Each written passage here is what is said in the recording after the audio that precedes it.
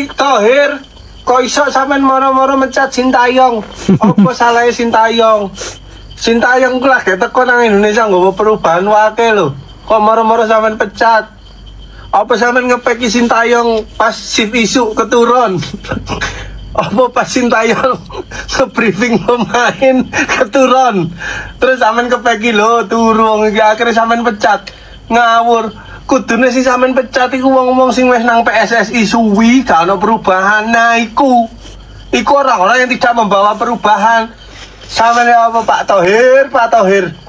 Kok iso sanggere mecat wong ngono ku nek Sintayong ngamuk. Terus dhek gawe timnas Indonesia sing B. Lah dadi dualisme timnas ya dhewe. Wah. Kacau. Apa karena ini semua marah nih dengan ST, bukan ST tapi dengan Erick Thohir, dengan PSSI karena pemecatannya tiba-tiba. Ini PSSI mereka cukup berani juga. Mereka pecat STY di tengah-tengah ya katakanlah kompetisi sementara. Ada jeda sedikit karena Maret baru nanti kita lawan Australia, habis itu lawan Bahrain dan targetnya itu kan menang. Kemudian lawan Cina juga targetnya menang. Ya mungkin yang tidak ada target itu hanya lawan Jepang. Ya, kalaupun ada target pasti imbang lah. Karena untuk menang susah sekali. Karena di kandangnya kita saja kita dibantai 4-0 sama Jepang. Apalagi main di kandang mereka, habislah kita itu. Nah, dengan pemecatan STY pasti ada transisi ya, pergantian pelatih. Dan ya, ini belum resmi loh. Dia datang ke Indonesia kemudian diperkenalkan ke publik. Tapi netizen Indonesia sudah rame-rame itu cuitannya di media sosial itu negatif semua sama Patrick Kluivert ini teman-teman. Karena memang kalau dilihat dari latar belakangnya dia, rekam jejaknya dia, memang pelatih ini tidak lebih bagus daripada STY. Kalau mau dibilang biasa saja ya terlalu biasa malah gitu. Kalau dibanding dengan STY jauh, itu bagaikan bumi dan langit. Tapi entah apa tolak ukur dan perbandingannya PSSI sehingga Patrick Kluivert ini bisa ganti STY gitu. Padahal kalau kita mau lihat banyak pelatih, kalau mau dari yang orang Belanda ya, masih banyak pelatih-pelatih Belanda yang ya masih nganggur dan harusnya mereka bisa latih Indonesia. Contohnya seperti Louis van Gaal, mungkin itu masih bisa jadi opsi yang paling realistis lah, bisa diterima lah sama masyarakat Indonesia. Tapi kalau Patrick Kluivert, saya pikir ya itu yang membuat masyarakat Indonesia bertanya-tanya kenapa harus dia, sedangkan di media sosial bahkan di internet pun bilang kalau dia ini pernah tersandung kasus judi bola, judi online itu sekitar 16M. Bahkan dia dikejar-kejar sama mafia supaya bayar utangnya itu. Bahkan masih ada banyak kasusnya dia. Nah, kalau kita bandingkan lagi dengan STY ya jauh berbeda.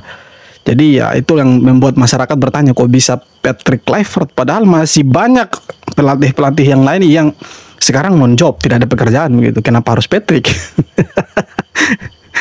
Inilah sederet kontroversi yang berkaitan dengan pelatih baru timnas Indonesia, Patrick Kluivert. Di sini Mimin tidak bermaksud menggiring opini ke arah negatif. Kita hanya mencoba menjelaskan fakta yang pernah terjadi di masa lalu. Untuk masa depan kita tidak ada yang tahu. Pada tahun 1995, Kluivert yang masih berusia 19 tahun pernah menabrak mobil seorang sutradara teater asal Belanda, Martin Putnam. Karena kecelakaan tersebut, Putnam meninggal dunia. Selain itu, Kluivert diketahui juga memiliki utang perjudian 1 juta euro kepada geng kriminal. Kluivert juga pernah dituduh melakukan palucuan saksaul terhadap seorang perempuan pada tahun 1997. Berdasarkan pengakuan korban, dia dilucukan sebanyak 4 kali. Dari 3 kasus tersebut memang hanya satu yang ada kaitannya dengan sepak bola, yaitu utang perjudian tadi. Kluivert berjudai dengan memasang FC Twente. Ya, tapi entahlah, Mimin juga masih bingung sih. Rasanya mau positive thinking itu agak susah gitu loh. Semoga aja Di saat negara lagi gencar-gencarnya memberantas masalah judi, mau judi online, judi offline,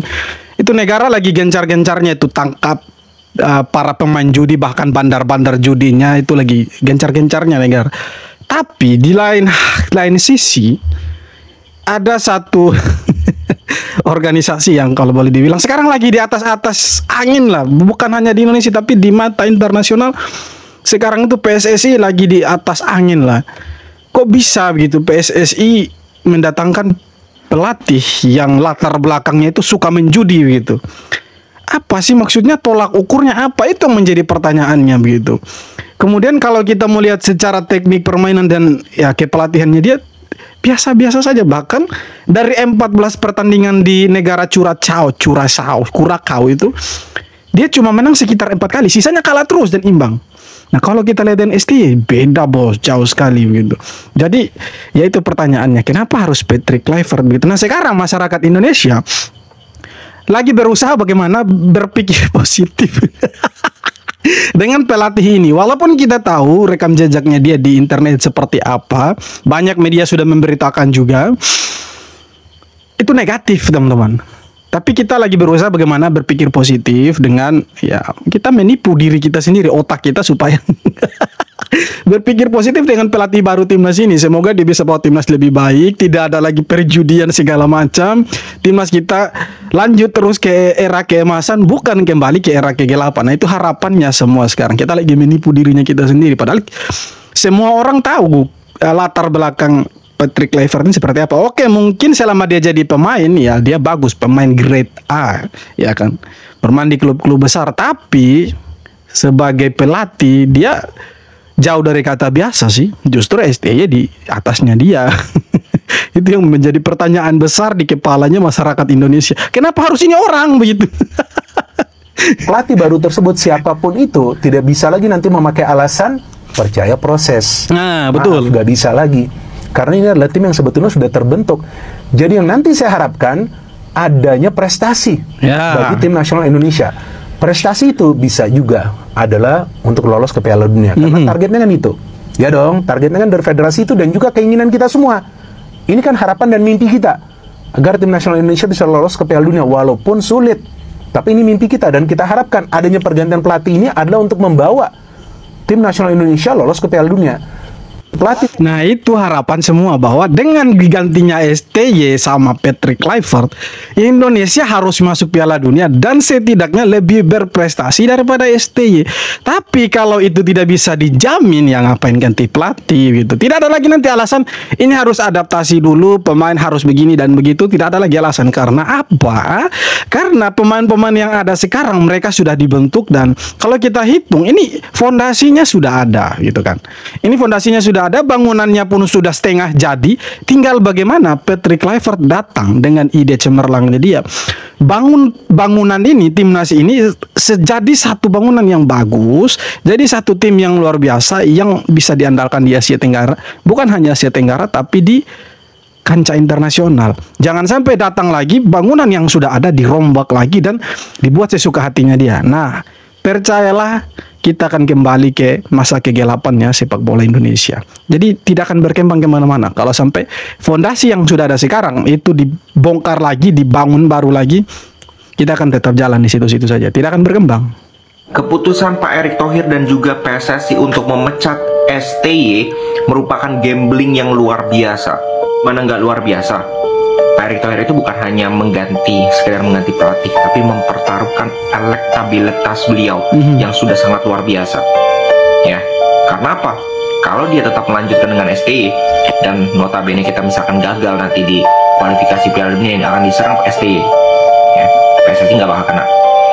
Tapi dia memilih untuk mengambil gambling ini, yaitu dengan stop dengan STY, kita dengan pelatih baru dengan resiko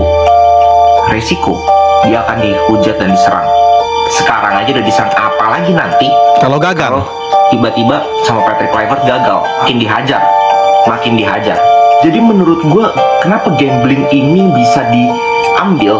Artinya ada sesuatu hal yang sangat amat urgent sehingga ya ini benar-benar udah nggak bisa lanjut. Kalau tidak separah itu, gue rasa tidak akan mengambil gambling seperti ini. Ya, PSSI maupun Pak Erick Thohir. Jadi gue bilang ada sesuatu hal yang mungkin kita tidak tahu di belakang layar, di ruang ganti, yang mengakibatkan PSSI harus segera mengevaluasi Coach Sinteyong. Ya bisa juga ada sesuatu yang mereka sembunyikan dari kita dan tidak perlulah masyarakat tahu. Ya takutnya kan nanti jadi bola liar dan menjadi ya sesuatu yang tidak diinginkan, chaos segala macam. Ya tapi kan pergantian ini secara tiba-tiba. Nah, ketika nanti misalkan nanti ST diganti. Oke kan sekarang ST sudah diganti. Nah, datanglah Patrick Kluivert dengan sejumlah target yang diberikan sama PSSI, federasi kita. Nah, katakanlah dia gagal, tidak mampu capai target yang diberikan sama PSSI. Sekarang pertanyaannya, siapa yang akan diserang habis-habisan? Bukan Patrick Kluivert-nya, tapi PSSI, ketua PSSI dan para exco-nya. Habislah mereka diserang sama netizen, sama masyarakat Indonesia. Karena apa? Karena di tengah-tengah euforia masyarakat masih menginginkan STY untuk melatih Indonesia. Pak Erick Thohir dengan jajarannya dia di PSSI berani terang-terangan mengganti STY. Posisi STY dan Erick Thohir ini kalau kita mau lihat lagi di atas angin gitu. Posisinya lagi di atas, lagi enak-enakan di atas.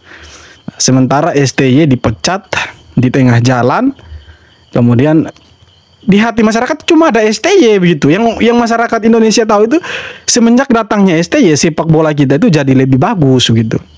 Pemikiran kita itu bukan hanya soal AFF melulu dari zaman batu sampai sekarang, tapi sekarang kita lihat bagaimana kita bukan lagi lihat AFF, yang lebih tinggi Piala Asia. Ya kan lolos langsung kita ke Piala Asia 2027. Negara satu-satunya negara di Asia Tenggara, bahkan Thailand dan Vietnam yang langganan bermain di Piala Asia pun, mereka harus ikut kualifikasi dulu. Itu antara lolos dan tidak, mereka harus berjuang mati-matian. Sedangkan Indonesia main otomatis, langsung lolos otomatis ke putaran final Piala Asia 2027. Nah, itu yang membuat masyarakat juga ya marah, emosi gitu. Nah, sekarang saja belum apa-apa, Patrick Kluivert ini sudah diserang habis-habisan, bahkan beritanya negatif untuk dia dari netizen gitu. Apalagi kalau misalkan gagal, yang diserang bukan dia lagi nanti, tapi PSSI, Erick Thohir dan jajarannya dia, exco, orang-orang di PSSI. Pasti mereka akan diserang habis-habisan, bukan lagi Patrick Kluivert-nya. Dan ya itu harapan terburuknya, pemikiran terburuk. Nah, harapan kita semua ya pasti yang positif. Timnas masuk Piala Dunia, juara Piala Asia U23, dan target-target yang memang ditentukan oleh PSSI itu bisa diemban dengan baik sama Patrick Kluivert. Karena kalau kita mau lihat secara budayanya pun sekarang sudah sama, iya kan? Kebanyakan pemain kita itu keturunannya keturunan Belanda. Nah, pelatihnya sekarang pun orang Belanda. Jadi semuanya sudah menyatu sekarang. Nah, tinggal bagaimana mereka buat tim ini jadi luar biasa. Tinggal tugasnya Patrick Kluivert ini tidak perlu lagi mencari pemain atau mengajar mereka soal teknik segala macam. Tugasnya dia datang sekarang, bawa taktiknya dia dan terapkan di Indonesia dan menang. Cuma itu tugasnya Patrick Kluivert. Tidak susah lagi seperti STY harus ajar passing yang baik dan benar, ya kan, merubah mindset segala macam. Itu kan tugasnya STY. STY sudah lewat gitu kan. Kontraknya diputus di tengah jalan. Sekarang datanglah Patrick Kluivert. Harapannya ya, jangan lagi seperti STY, karena harapannya seperti itu. Harapannya kan kita masuk ke Piala Dunia, sisa 4 pertandingan nih harus disapu bersih dengan kemenangan. Kalau masih kalah pun ya ngapain ganti STY, mending STY saja gitu. Tunggu selesai kualifikasi ronde ketiga selesai. Ya sudah, kalau misalnya kita tidak masuk ke babak berikutnya ke ronde keempat, ya pecat STY. Mungkin masyarakat Indonesia masih bisa menerima gitu loh. Tapi ini kan di tengah jalan ya. Itu yang membuat masyarakat Indonesia marah juga gitu. Berani sekali Erick Thohir gitu. Tak terima dituding mendapatkan tekanan dari mafia bola. Erick Thohir bantah pemecatan Shin Tae-yong bukan karena ada tekanan dari mafia bola di Indonesia. PSSI resmi mengakhiri kerjasama dengan Shin Tae-yong meski kontraknya baru berakhir pada 2027. Keputusan ini disampaikan oleh Ketua Umum PSSI, Erick Thohir, dalam konferensi pers pada Senin. Erick membantah pemecatan Shin Tae-yong dipengaruhi oleh tekanan mafia bola atau exco PSSI. Saya rasa semua tidak benar karena kalian tahu saya ini pemimpin yang tidak bisa ditekan-tekan. Saya yakin apa yang kita lakukan semua untuk kebaikan, ucap Erick Thohir. Tak terima di... Nah, itu Pak Erick Thohir bilang waktu preskon dengan media.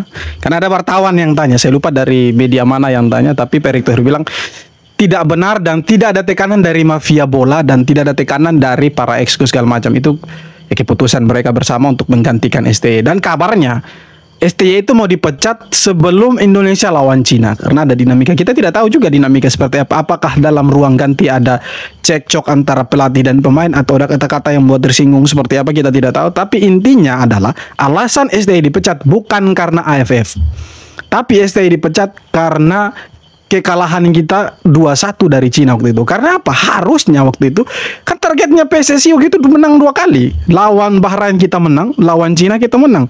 Tapi sayangnya di Bahrain kita dicurangi habis-habisan waktu itu. Oke, itu kita lupakan. Kemudian bermain di Cina harusnya kan kita menang. Ya secara pemikiran publik Indonesia waktu itu kan marah semua kan, bukan hanya dari PSSI-nya saja, emosinya publik Indonesia khususnya yang supporter bola itu kan marah semua karena beberapa pemain itu kan tidak diturunkan sama STY. Tapi kan habis begitu, habis dikritik selesai hari itu juga begitu. Nah, tapi kan kita menang lawan Arab Saudi. Tapi rupanya ada sedikit dinamika yang Pak Erick Thohir rupanya mau sembunyikan dari masyarakat Indonesia, tapi ya percayalah pasti suatu saat akan terbongkar ya. Pasti akan mencuat ke publik ini. Alasan tidak hanya gara-gara kalah lawan Cina ini, ada sesuatu yang lebih berat mungkin sehingga STY dipecat sama PSSI itu. Tapi ya kita tunggu saja kabarnya seperti apa, kita tunggu saja nanti teman-teman. Oke teman-teman, sekian video kali ini. Terima kasih banyak sudah nonton video sampai akhir dan kita jumpa lagi di video-video berikutnya. Hormat.